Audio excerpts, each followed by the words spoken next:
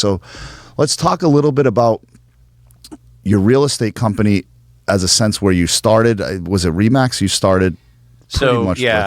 So I have a law background. So Correct. I'm You're not an attorney. a lawyer, yeah. Not an attorney. Okay. But I hold a JD. Okay. And our company was purchased out, and we had to make a decision. We could stay and work for the new owner.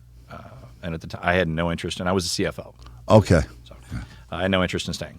So the decision was made, had a little parachute, and a good friend of mine, Bob Rotundo, who's Broker Bob, and all the real estate classes, the realtors are watching, the code of ethics that said, Broker Bob did this. He wasn't that Broker Bob, right? He was a good Broker Bob. I talked to him a little bit. He says, hey, you need to get in the business. Why don't you give it a try? And I had some time. I had a little money in the bank. Young kids, so that was kind of strained a little bit, and didn't have the best relationship with the first wife. I had a lot on my shoulders, Yeah. So I said, all right, let's do it. So I jumped out. He had a Century 21 franchise right here on Manatee Avenue in Braden, and Century 21 all aces. I'll give him a shout out. Yeah.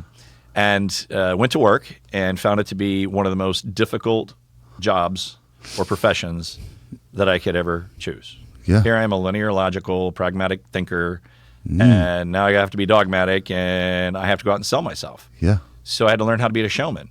Well, the good thing is I was already a showman inside. I just had to go get it, right? It's but a motivator and a facilitator at the same time. So my first year in the business, I became his number one agent.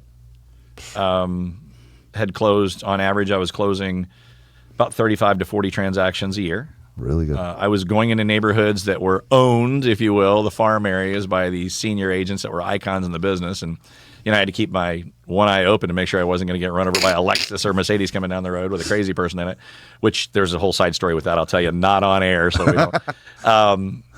And that's where it started. Yeah. I quickly realized after about 2 years that can I make money transacting real estate? And the answer was yes. Yes. Right.